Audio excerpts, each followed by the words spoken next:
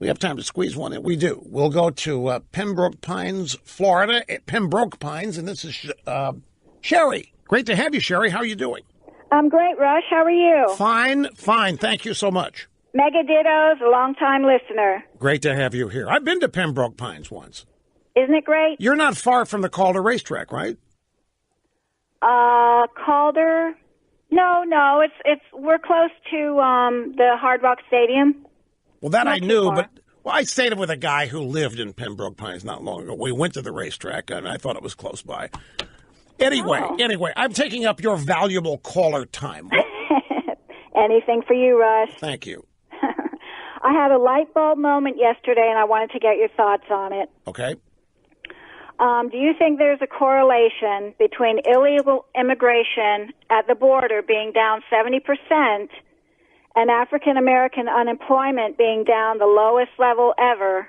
Yeah, this is interesting. So maybe there are no jobs that Americans won't do. That is a light bulb question. You're absolutely right. Your brevity is also great. Thank you. You're one of the best people at this. We've had it a long time. I'll answer this in detail when we get back.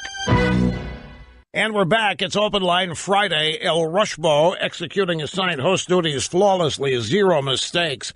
The point she was making, is there a correlation between so many fewer illegal immigrants crossing the border and African-American unemployment falling?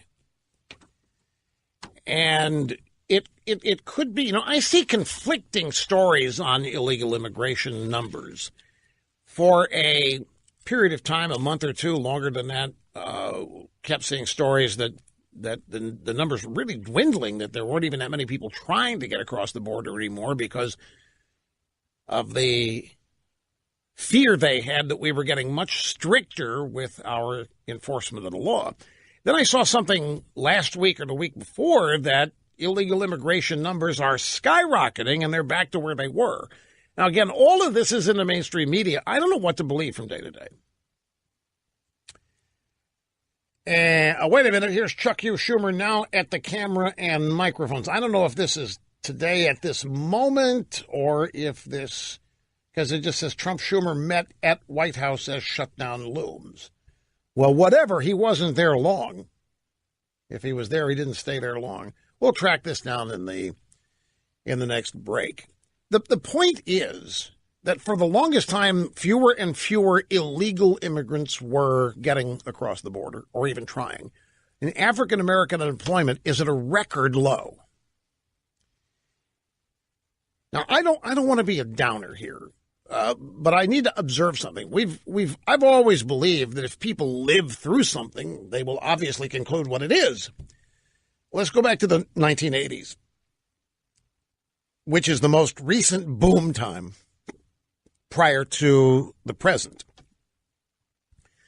And let me qualify that by saying the most recent boom time that was most definitely directly tied to government policy. We had massive tax cuts across the board, massive. I mean, the top marginal rate when Reagan took office was 70%, and when he left, it was 28%. I mean, these are massive reductions. And the resulting economic boom was unmistakable, unmissable. We did things that the economists said were not possible. We reduced the deficit, and we reduced interest rates. At the same time, we were creating jobs. Normally, economic growth and job creation is thought to be inflationary. And with inflation, rising interest rates and all kinds of horrible things. The Reagan economic recovery and boom was remarkable.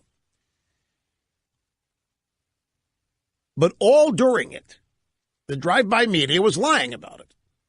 They were calling it trickle down. They were saying it was benefiting only the rich. Yet it wasn't true.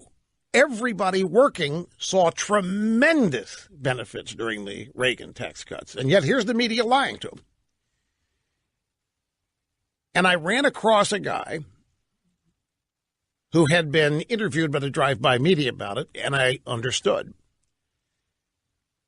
The drive-by media is saying the Reagan recovery is bypassing most. It's only benefiting the rich and the well-to-do. A guy was watching the media. He had done he was not a rich guy. He was upper middle class. And the media, I think it was ABC actually, was interviewing him. And he said, yeah, I'm doing great. I'm doing great, but I watch the news and I see a whole lot of people aren't. And I really feel bad for him. So this guy had been convinced that he was one of a few people benefiting, whereas most people weren't, simply because of what he saw in the news. Now, remember, this is 1986 or 87. There is no talk radio or Fox News. There's no alternative media at all. There's just ABC, CBS, NBC, and CNN, and that was it. There wasn't anything else till 1988 when this show started. So that's how it happens. People are living improved lives, and they watch the news, and they get the impression that there are very few people like them. And they'll do that here again in this period. All these bonuses, all of these entry wage increases, the expanded benefits, the new jobs, Apple, $350 billion investment in America with a new campus, new headquarters, 20,000 new jobs. And Tim Cook even praises the tax cut as a major reason why Apple is doing this. Not the only one, but a major reason. Yeah, the media is going to continue to do stories on the people that are not doing well, and they won't stop till they find them. And the exact purpose will be to convince a majority of Americans that it only benefited a few. So the idea that you live through something is instructive is not always the case, depending on how influential and powerful the media you consume is. So now we're living in a period, black unemployment is plummeting. How many of them know it? How many of them are making the connection that, hey, this has never happened before? How many of them are saying, wow, we voted for Democrats. We've been following Jesse Jackson for 50 years. We've been doing this. We've been doing that. We've been loyally Democrat. We've been doing everything they ask us to do, and our situation's not improving. There's as much racism. There's much rioting. There's much unhappiness. Here comes Trump in 1 year, and more African Americans are working than ever before, and their wages are going up too, and they're getting tax cuts. How many of them are saying, it's Trump doing this? It's a Republican doing this. How many of them are even aware of it at all? How many of them who are benefiting still think that the Republicans are racist, sexist, bigot, homophobes? This just is a brief illustration of what we're up against. There's no denying, no matter how unprofessional and how biased and how despicable the media is, for many people, it's still gospel. It's still automatically believed.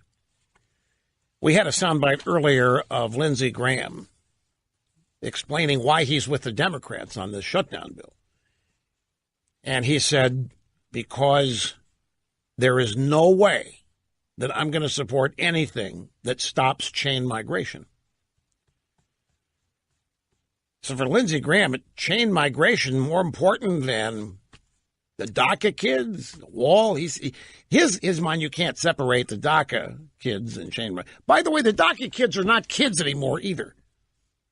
They're about 24 years old in many cases, and the employment rate among them is like 25%. And it's not 800,000. The number is 3.6 million. USA Today. There are 3.6 million dreamers, a number far greater than commonly known. While many politicians use dreamers and DACA interchangeably, the terms are not a distinction without a difference, said Steny Hoyer, Democrat in the House.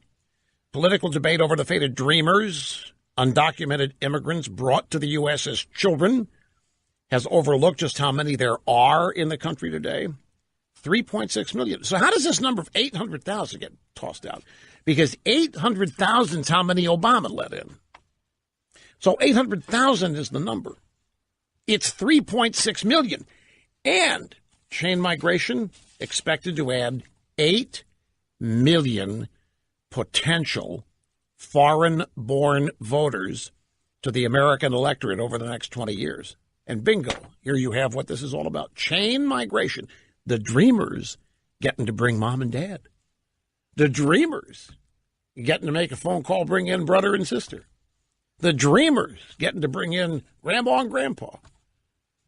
And Uncle Jose. And Aunt Inez. Come on in. 8 million potential foreign-born. On African Americans, the number from earlier this week,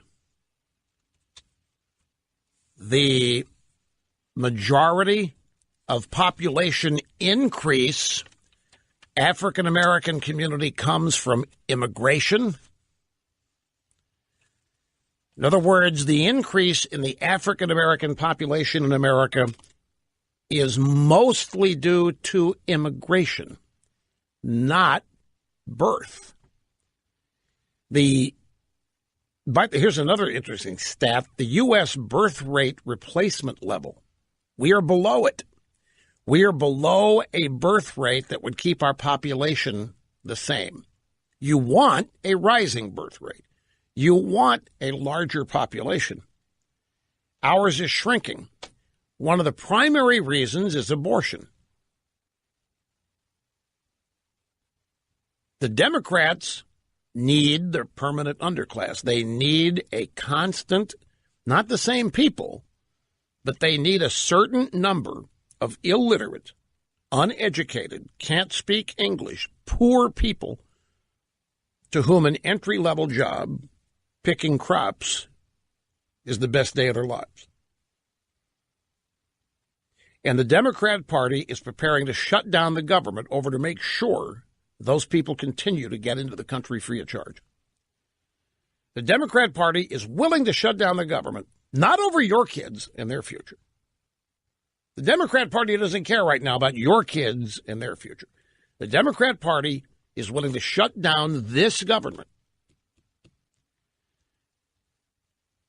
in the name of 800,000 Dreamer DACA kids. And however many more that would mean when you add the chain to it.